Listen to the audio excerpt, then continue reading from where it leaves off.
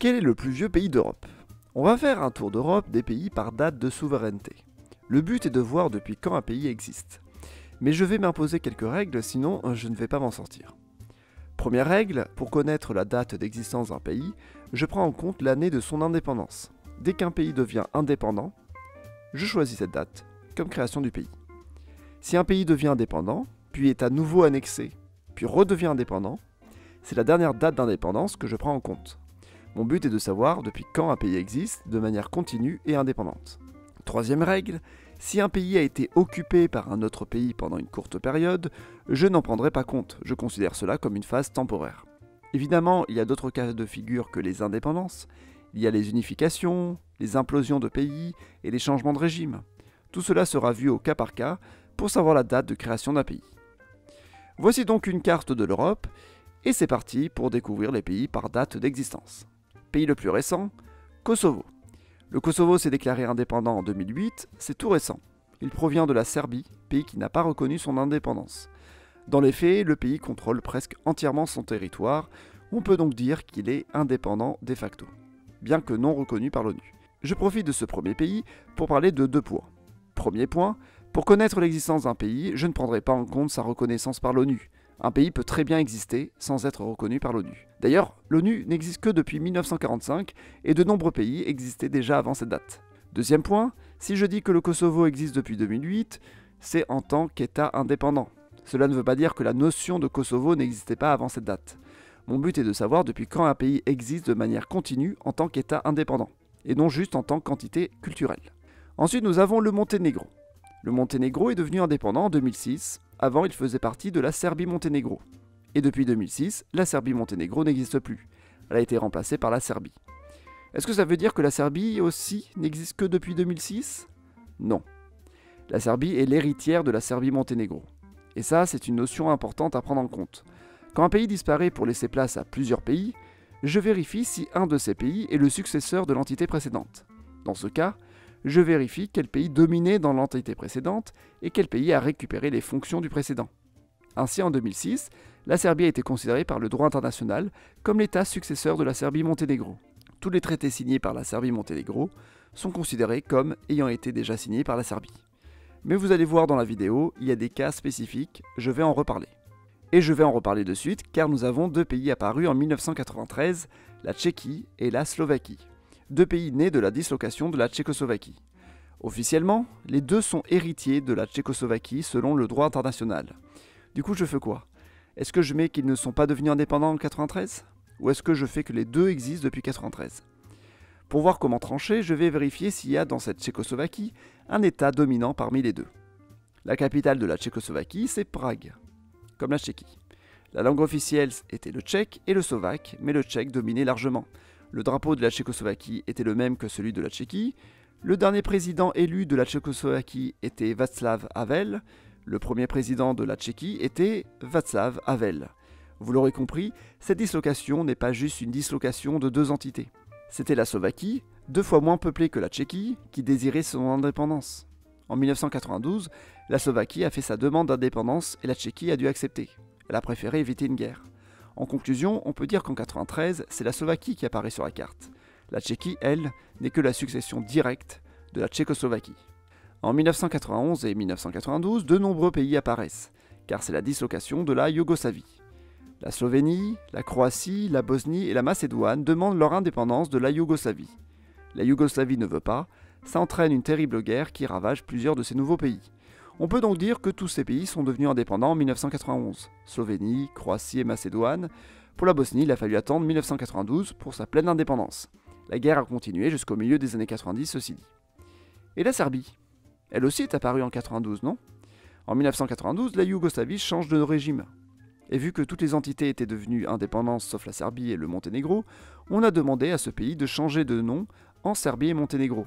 Dans les faits, la Serbie-Monténégro est l'héritière directe de la Yougoslavie, et la Fédération de Yougoslavie est l'héritière non reconnue internationalement de la Yougoslavie socialiste.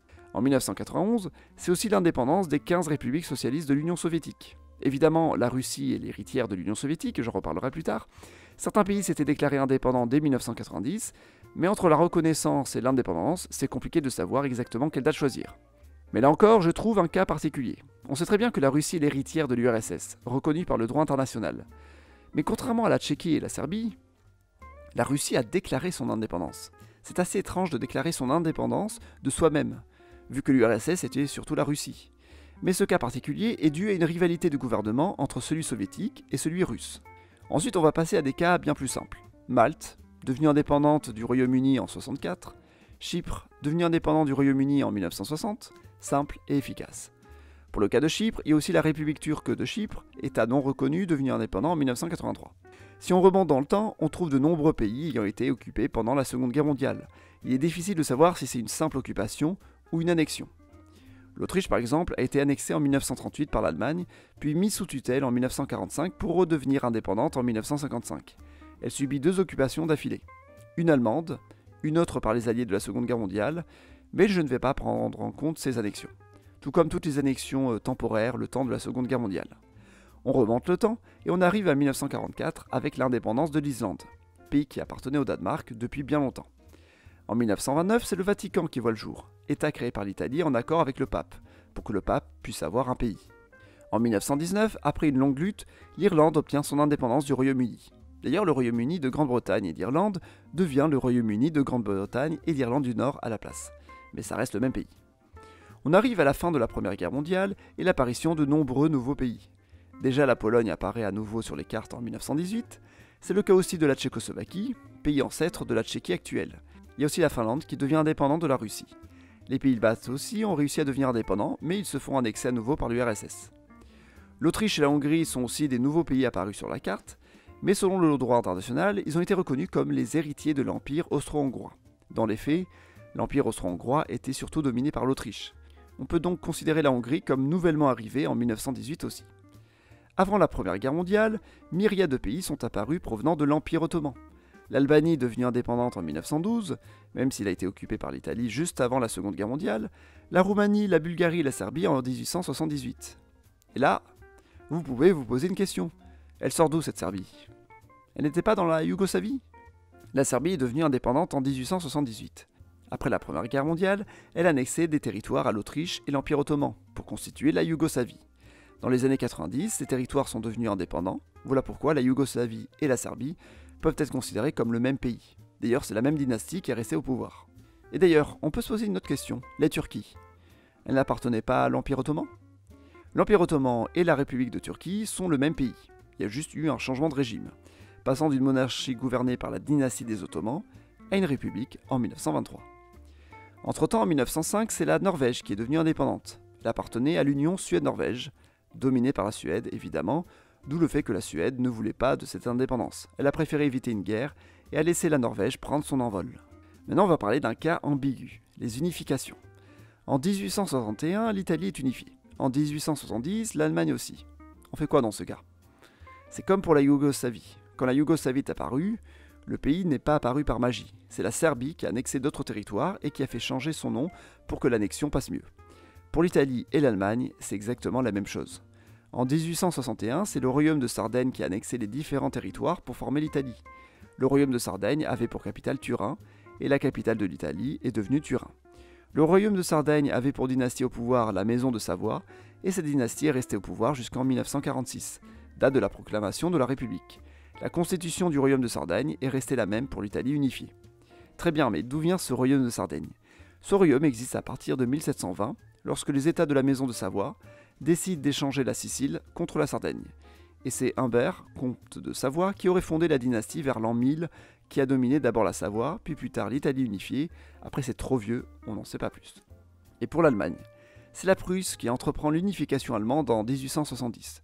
Le gouvernement reste le même entre avant et après. La Prusse est l'héritière de la marche de Brandebourg, qui elle-même a été créée en 1157 et dont la capitale est Berlin depuis 1417. La capitale est restée la même jusqu'à nos jours, avec quelques petites pauses pendant la division allemande au XXe siècle. En effet, cas très étrange de la part de ce pays, son territoire a été complètement changé. L'Allemagne actuelle est l'héritière de l'Allemagne de l'Ouest, qui a annexé l'Allemagne de l'Est. Mais les deux Allemagnes étaient l'héritière de l'Allemagne, elle-même provenant de la Prusse et du Brandebourg. Cela signifie qu'avant 1990, l'Allemagne de l'Ouest avait un territoire situé ailleurs que celui d'origine. En 1839, le Luxembourg devient indépendant des Pays-Bas. La Belgique était devenue indépendante en 1830 du même pays. La Grèce obtient son indépendance de l'Empire ottoman en 1822. Maintenant qu'on a passé le 19e siècle, on entre dans une période où il est plus difficile de connaître la date de création des États. On va d'abord s'occuper des micro-États pour voir de quand ils datent. Le Liechtenstein devient une principauté en 1719. On peut retenir cette date. La principauté d'Andorre semble exister depuis 1278 lorsqu'un traité a été signé. En 1297, c'est Monaco qui semble devenir une principauté à part en devenant indépendant de la République de Gênes. Pour Saint-Marin, c'est plus compliqué. La légende raconte que la ville est fondée en 300, mais ce n'est pas encore un État indépendant. Mais c'est compliqué de juger depuis quand le pays est un pays, car la cité-État a été créée à une époque où il n'y avait pas encore d'État mis en place dans la région. On était dans une période floue entre la fin de l'Empire romain et le début du Moyen-Âge. Et bien maintenant, on passe au plus grand pays. Pour la Suède, c'est facile. La Suède quitte l'Union de Kalmar en 1523 pour devenir un État indépendant. L'Union de Kalmar a été dominée par le Danemark. Le Portugal devient indépendant de l'Union ibérique en 1640. Cette union était composée avec l'Espagne, et c'est cette dernière qui dominait. Le Danemark, tout comme la Suède, étaient des pays qui existaient avant d'intégrer leurs unions. Mais je vais garder ces dates pour leur création actuelle. Pour l'Italie et l'Allemagne, on a déjà vu leurs origines. Au Moyen-Âge, pour des principautés qui se sont développées, il reste 9 pays. On va voir les cas un par un. Royaume-Uni. Le Royaume-Uni voit le jour en 1707 avec l'union entre l'Angleterre et l'Écosse. Évidemment, ce nouveau système politique est dominé par l'Angleterre. Plus qu'une union, c'est une annexion. La preuve, il existe un sentiment indépendantiste en Écosse, et c'est l'anglais, la langue officielle de tout le pays. Après, ce n'est pas facile de savoir quand l'Angleterre a vu le jour en tant que pays. Les Normands conquièrent le pays vers 1066 et s'imposent sur le trône. Ça devient compliqué. Est-ce que l'Angleterre actuelle est l'héritière du pays avant la conquête des Normands, ou est-elle l'héritière de la conquête normande? Les Normands se sont imposés, ils ont colonisé le territoire et vont lancer une série de dynasties françaises en Angleterre. Avant la conquête normande, Æthelstan peut être vu comme le premier roi des Anglo-Saxons en 927.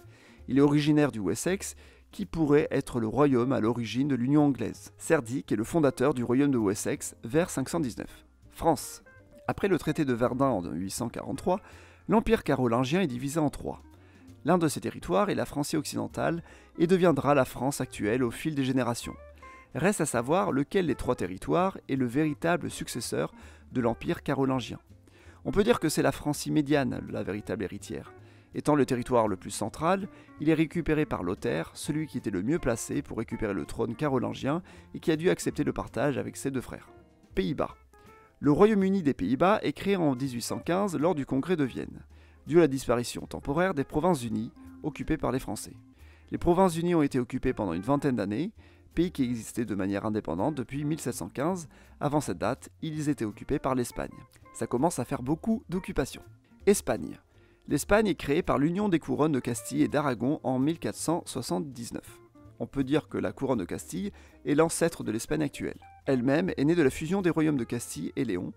Ce royaume de Castille qui provient du comté de Castille, créé en 850, le comté de Castille qui faisait partie du royaume de Léon, dont il est devenu indépendant et qu'il annexera plus tard. Turquie.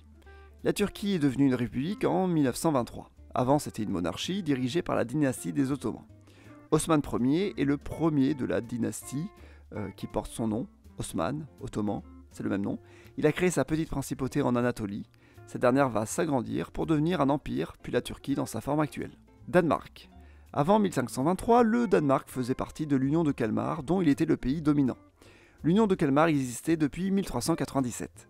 La Suède a quitté l'Union en 1523, et le Danemark s'est retrouvé avec la Norvège qu'elle a finalement donnée à la Suède en 1814. Avant Kalmar, il est difficile de savoir avec exactitude quand le royaume du Danemark s'est formé. Peut-être vers 705, mais ça reste assez légendaire. En tout cas, le pays est resté le même jusqu'alors. Russie. Avant l'URSS, la Russie était un empire.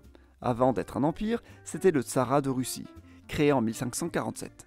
Cette année correspond au moment où la grande principauté de Moscou a annexé assez de territoires pour se proclamer comme étant la Russie.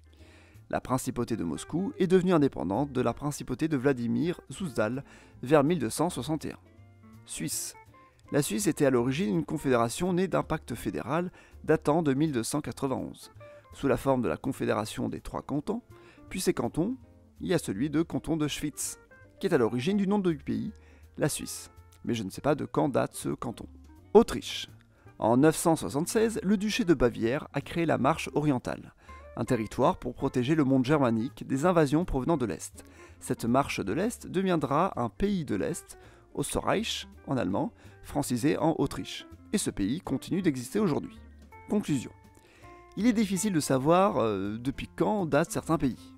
Dans tous les cas, ce qu'on sait, c'est qu'on peut faire dire tout et son contraire grâce à l'histoire. Et c'est d'ailleurs ce qui a été fait. Surtout à partir du 19e siècle, quand le développement des nationalismes a mené au besoin de créer un historique de chaque pays. Aujourd'hui, la Russie est en train de tenter d'annexer des territoires ukrainiens. Elle a déjà annexé la Crimée en 2014. Là encore, c'est en partie avec un discours national et historique calibré que la Russie tente d'excuser cette annexion. Car en effet, avec l'histoire, je peux très bien dire que la Russie n'existe que depuis 1991, mais je peux aussi dire que la Russie est la digne héritière des Rousses de Kiev, et Kiev actuellement est en Ukraine. Merci d'avoir regardé cette vidéo, si elle vous a plu, mettez un pouce bleu, et à la prochaine!